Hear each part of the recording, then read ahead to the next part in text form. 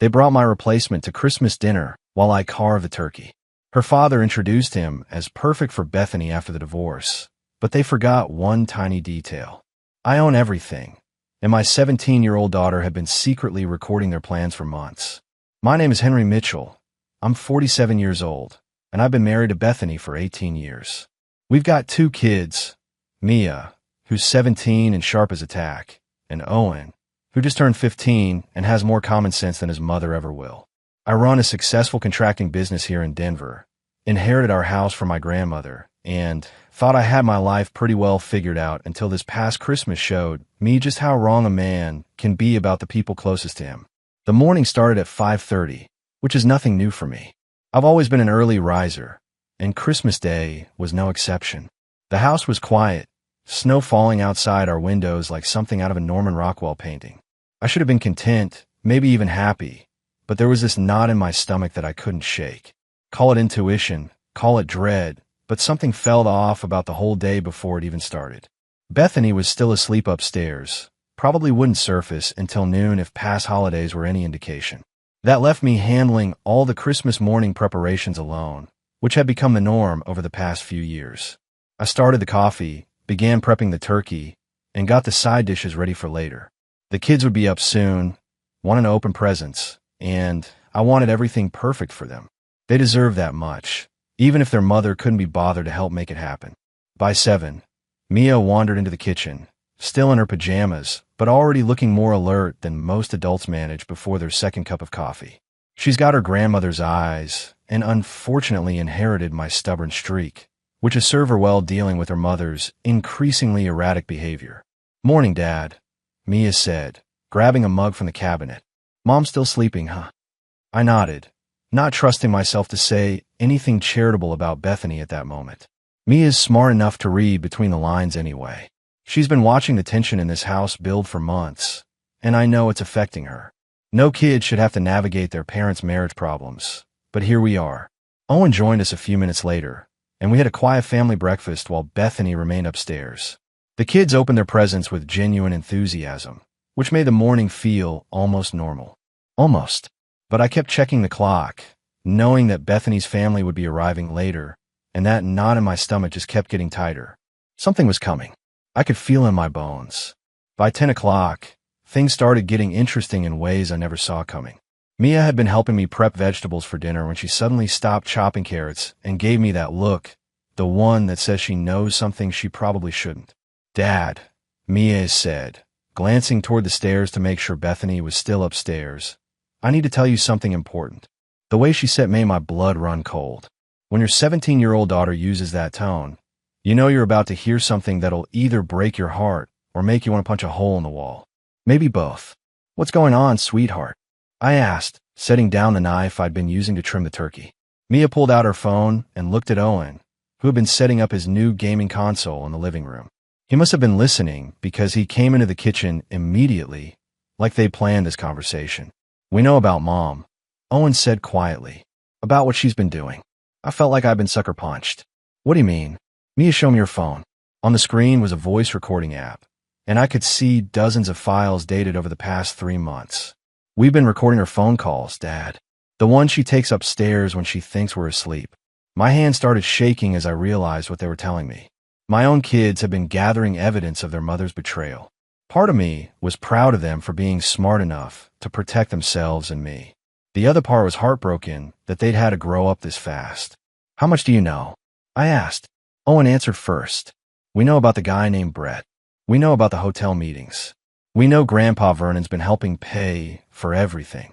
And we know they're bringing him here today," Mia added. "Mom thinks we don't pay attention, but we heard her talking to Aunt Candace last week. They're planning to introduce him to you as her future boyfriend." The audacity of it hit me like a freight train. Not only was Bethany cheating on me, but she was planning to parade her replacement around our Christmas dinner table like some kind of twisted family reunion. "There's something else, Dad," Mia said, her voice getting softer. "We know about the college fund money." That stopped me cold. The college fund was supposed to be untouchable, money I've been saving since the kids were born. "What about it?" "Mom's been taking money from it," Owen said. "Small amounts, but we found the statements she threw away. We saved them."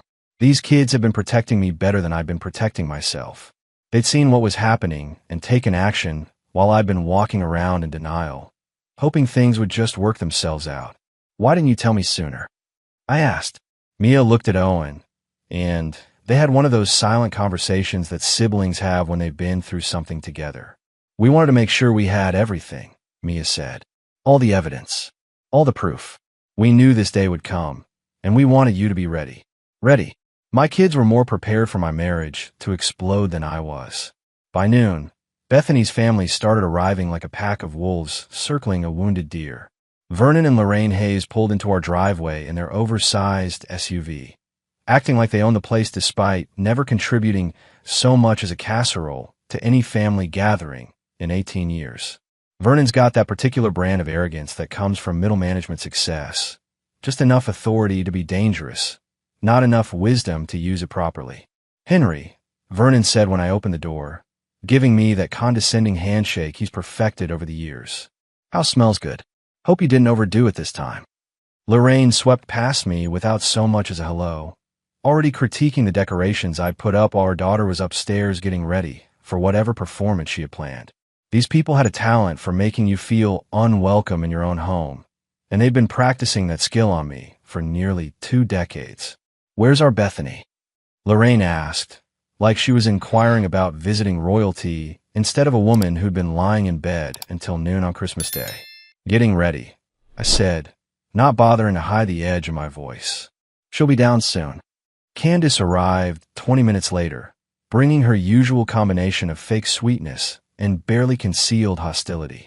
Bethany's younger sister had always resented that her sister had married first, and she'd spent years trying to undermine our marriage with little comments and suggestions that Bethany could do better. Merry Christmas, Henry, Candace said, air kissing me like we were at some fancy cocktail party instead of family dinner. You look tired. Everything okay at home? The way she said, everything okay at home, told me she knew exactly what was coming. This whole family was in on whatever Bethany had planned, and they were all sitting here acting innocent while plotting my destruction. Mia and Owen had been watching from the living room, and I could see them exchanging glances. We'd agreed they'd keep recording if things got interesting, which they were about to do in a big way. Bethany finally made her appearance around 1 o'clock, dressed like she was attending a business meeting instead of Christmas dinner. She'd done her hair and makeup with the kind of precision that suggested this was a special occasion, just not the kind that included celebrating with her husband. Family's all here, she announced, which was interesting phrasing considering I was standing right there and apparently didn't count as family anymore. Vernon started going on about some business deal he was working on, bragging about his connections and the kind of money he was making. The man had been a middle manager of the same insurance company for 20 years, but he talked like he was running Wall Street. Meanwhile, Lorraine was critiquing everything from the temperature in the house to the music I'd chosen. Henry, dear, Lorraine said in that patronizing tone she'd perfected. Did you remember to baste the turkey? Last year was a bit dry. Last year's turkey had been perfect, but Lorraine would find fault with a meal prepared by Gordon Ramsay if it meant making me feel inadequate. That was her specialty, death by 1,000 small cuts, each criticism designed to chip away at my confidence and my place in this family. But today was different. Today I had allies, and I had information. Today I wasn't going to just smile and take it while they treated me like hired help at my own dinner table. Turkey's fine, Lorraine, I said, just like it is every year. The tension in the room was thick enough to cut with a knife, and everyone could feel it. Something was building toward a confrontation, and we all knew it. The only question was who would make the first move. At 1:30, the doorbell rang with the kind of timing that suggested someone had been waiting in their car for the perfect moment. Bethany jumped up like she'd been shot from a cannon, practically sprinting to the door with more enthusiasm than she'd shown for anything involving our family in months. She came back with him. Brett Coleman looked exactly like what Central Casting would order if you asked for a generic successful white guy, tall, artificially tan, wearing a sweater that probably cost more than most people's rent.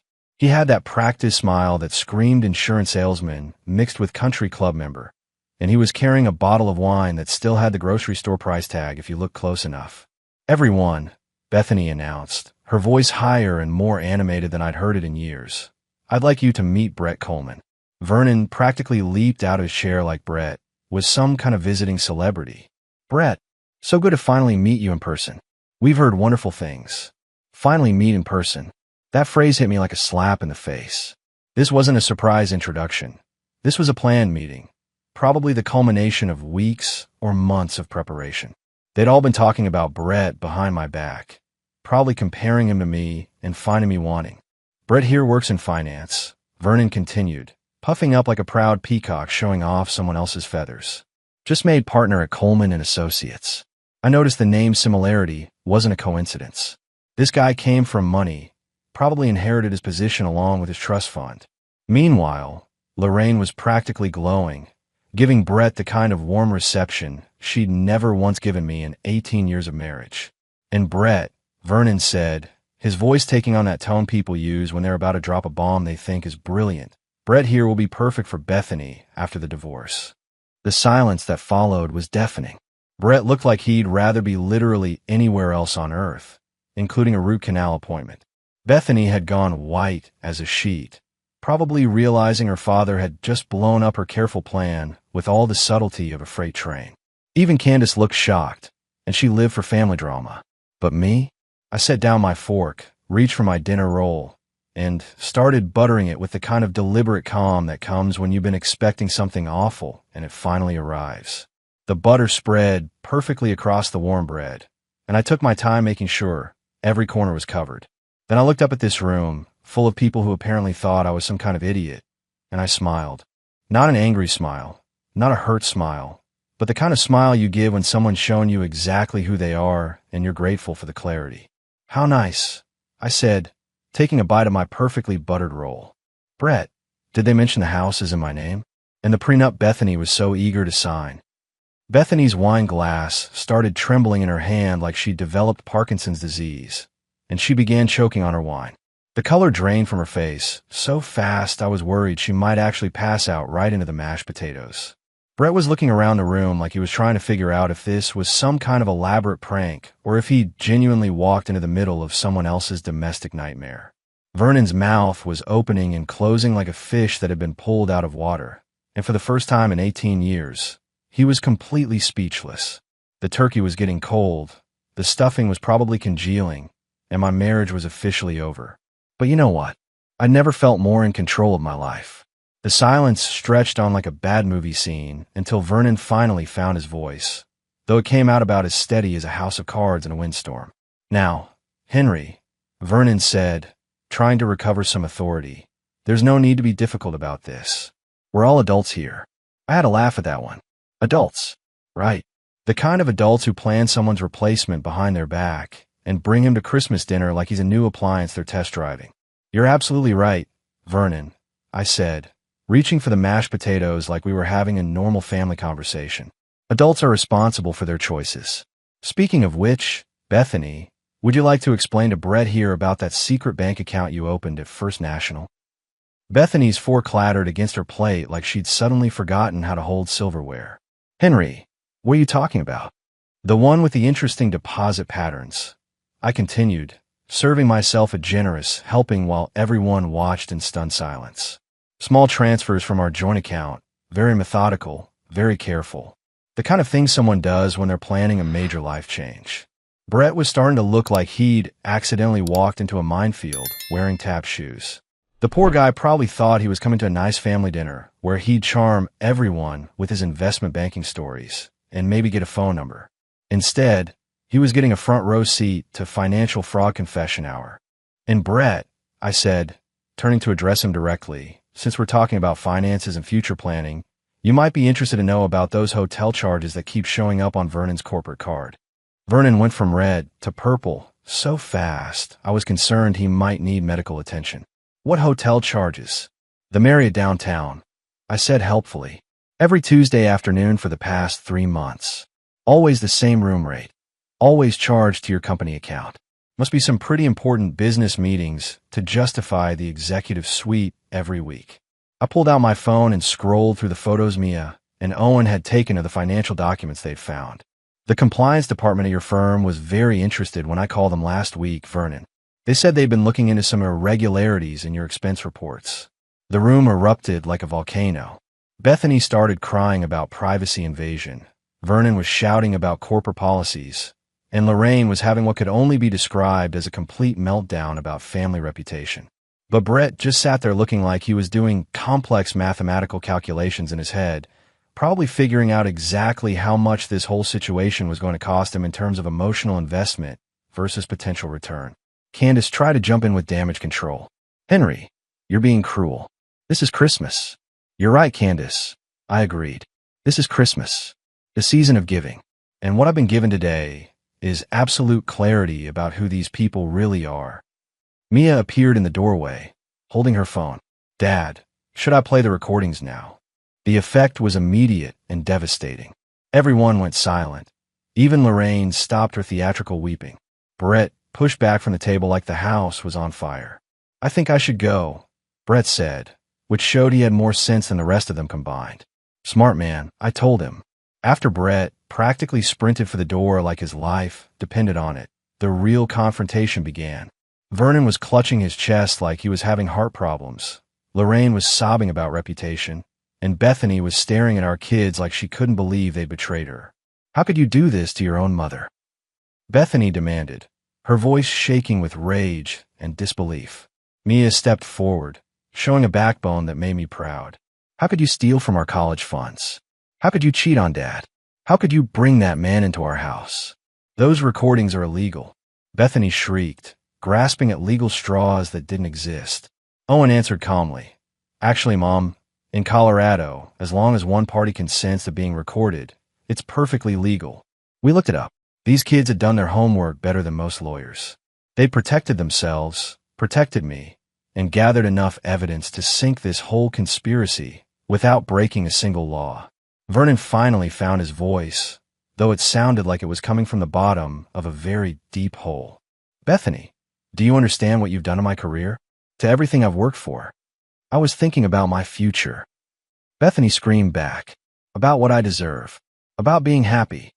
"Happy," I repeated, setting down my fork and looking at this woman I'd been married to for 18 years like I was seeing her for the first time. "Were you happy when you signed that prenup, Bethany? Were you happy when you insisted on keeping our finances separate? Were you happy when you were so proud of your independence?" The prenup had been her idea. Actually, she'd been so determined to show that she wasn't marrying me for money, so insistent that she could take care of herself. Now that independence was about to cost her everything. "That was different," she protested weakly. "Different how?" I asked. "Different because you thought you could have your cake and eat it too? Different because you assumed I'd never figure out what you were doing?" Mia held up her phone. "Should I play the one where you and Aunt Candace talk about how stupid Dad is? Or the one where you laugh about him cooking dinner while you're out with Brett?" The color drained from Candace's face. She'd been part of this conspiracy from the beginning, helping plan my humiliation, probably enjoying every minute of it.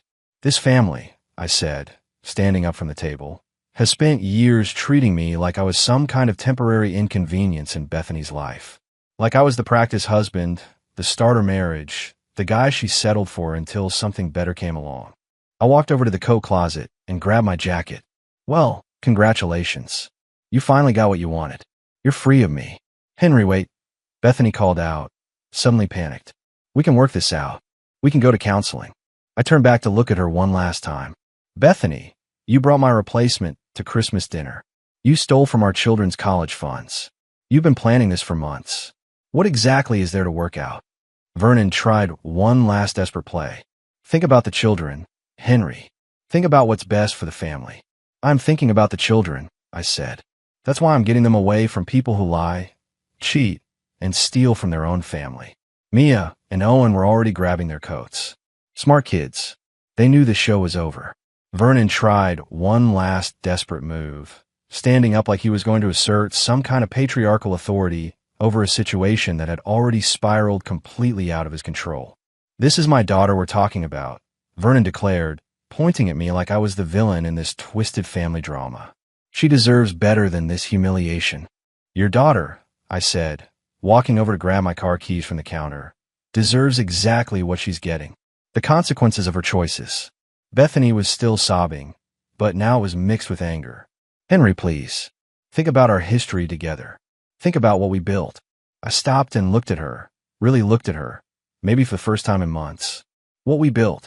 Bethany, you've been tearing down what we built for 4 months while I was working to save it. Mia stepped beside me, her young face showing a maturity that broke my heart. Dad, we packed bags for all of us. They're in your truck. Smart kids. They'd seen this ending coming before I had, and they prepared for it like the intelligent, loyal children they were. You can't take our children, Lorraine shrieked, finally finding her voice after watching her entire family plan crumble in real time. Actually, Owen said, pulling out a folder from his backpack, we can choose where we want to live. We researched Colorado custody laws. At our ages, the court considers our preferences. These kids had thought of everything.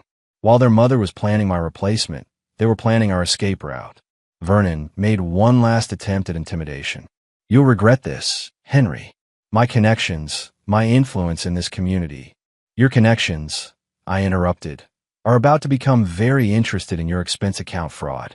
Your influence is about to become a criminal investigation. Good luck with that. Bethany grabbed my arm as I headed for the door. What about the house? What about everything we shared? I gently removed her hand. The house is mine. Everything in it that matters is coming with me. As we walked toward the truck, Mia looked back at the house one last time. Dad, are you okay? I looked at my daughter, then at my son loading their bags into the truck bed, and felt something I hadn't felt in months. You know what, sweetheart? I'm better than okay. I'm free. 3 months later, I was standing in the kitchen of a rental house across town, making breakfast for my kids, and feeling more at peace than I had in years. The divorce papers were filed, the fraud investigation was underway, and my children were thriving in an environment without constant manipulation and lies. Mia came downstairs, already dressed for school, looking happier than I'd seen her in months. Morning, Dad. Smells good. Just scrambled eggs, I told her, but they're made with love instead of resentment. Owen joined us, grabbing his backpack from the counter. Any word from Mom? She called yesterday, I said. Wanted to know if we'd testify on Vernon's behalf at his hearing. Both kids exchanged looks and shook their heads. They'd made their choice, and they were sticking with it. The business was booming. Turns out, when you're not constantly worried about your spouse undermining everything you work for, you have a lot more energy to focus on success. I'd landed 3 major contracts since the divorce proceedings started, and for the first time in years, I was actually excited about the future. My phone buzzed with a text from my lawyer. The prenup had held up perfectly, just like I'd known it would. Bethany would get exactly what she'd originally agreed to. Nothing. Her independence had cost her everything she tried to gain through deception. Dad, Mia said as we were heading out to the truck, do you ever miss it? The old life. I thought about that for a moment, looking at these 2 incredible kids who'd shown more loyalty and courage than most adults ever manage. You know what I miss? I said, starting the engine. I miss the illusion that your mother was the person I thought I married. But I don't miss living a lie. Owen nodded from the back seat. Good, because we like this version of our family better. As we drove toward their school, I realized something important. The Christmas dinner that was supposed to destroy my life had actually saved it. Sometimes the best gift you can get is finding out who people really are, even when it hurts. Especially when it hurts. Freedom, it turns out, is worth every moment of pain it takes to achieve it. A year later, I was standing in the kitchen of our new house, a place we'd bought together as a real family, not the toxic pretense we'd been living before. Mia was helping me prep for Thanksgiving dinner, and Owen was setting the table with the kind of enthusiasm that comes from actually wanting to celebrate with the people around you. Dad, Mia said, chopping vegetables with the precision I'd taught her. Mrs. Henderson from school asked if we missed our old life. I paused in seasoning the turkey, thinking about how to answer that. What did you tell her? I told her we never really had an old life, Mia replied. We were just pretending to be a happy family, while Mom was pretending to be a good wife. Owen looked up from arranging napkins. I told my friends that sometimes you have to lose everything fake to find out what's real. These kids continued to amaze me with their wisdom and resilience. The therapy had helped, but mostly they just needed stability and honesty, 2 things that had been missing from our house for too long. My contracting business had expanded beyond anything I'd imagined. Word travels fast in Denver's business community, and apparently, integrity still counts for something. 3 major developments had hired my company exclusively, and I've been able to hire 5 more employees. The doorbell rang, and Owen ran to answer it. Our guests tonight were different from the toxic gatherings of previous years. My brother Jake with his family, my business partner Tom and his wife, and surprisingly, Vernon. Vernon had shown up in my office 6 months ago, looking older and more tired than I'd ever seen him. His company had fired him after the investigation, and Bethany had cut contact with him entirely when he refused to help pay her legal bills. "Henry," Vernon said as Owen let him in, "thank you for inviting me. Family's complicated," I told him, "but it doesn't have to be toxic." Bethany had moved back in with Lorraine after losing the house. Last I heard, she was working retail and telling anyone who'd listen that I'd ruined her life through vindictiveness. The truth was simpler. She'd ruined her own life through choices, and I just refused to be destroyed along with her. "This feels right," Mia said, looking around at our guests. "Like what family dinner should feel like." She was right. No manipulation, no hidden agendas, no recording devices needed. Just people who genuinely cared about each other, sharing a meal and being grateful for what they had. That's what family should be. 2 years after that Christmas disaster, I was sitting on the porch of our house, watching Mia and Owen play basketball in the driveway, and feeling something I'd forgotten was possible: complete contentment. The divorce was final, the business was thriving, and most importantly, my children had learned that standing up for what's right sometimes requires courage, but it's always worth it. Mia came over, basketball tucked under her arm. "Dad, I got accepted to Colorado State. Full academic scholarship." The pride I felt was overwhelming. "That's incredible, sweetheart.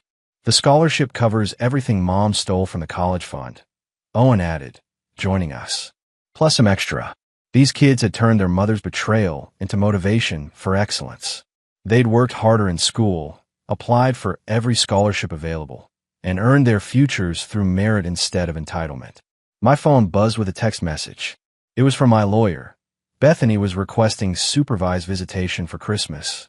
Mia read the message over my shoulder and shook her head. "She made her choice," Mia said simply. "She chose bread over us. She chose stealing over honesty. She chose lies over family.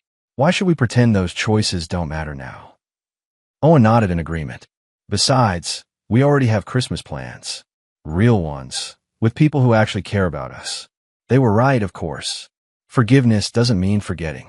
It doesn't mean pretending that destructive behavior doesn't have consequences. It means letting go of anger while still protecting yourself from people who've proven they can't be trusted.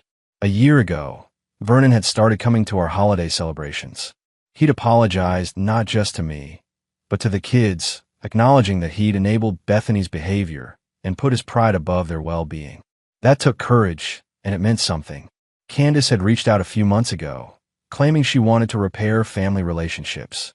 But when she suggested we move past all this drama, it became clear she still didn't understand that fraud and adultery aren't drama. They're crimes. Some bridges are meant to stay burned. As the evening settled over Denver, I realized something profound. That awful Christmas dinner hadn't destroyed my life. It had revealed my life. It had shown me who my real family was, who my true allies were, and what I was actually fighting for. Mia and Owen were inside doing homework. The house was peaceful, and tomorrow I'd wake up in a home built on honesty instead of pretense. That Christmas disaster had been the best thing that ever happened to us, even though it had taken time to recognize it.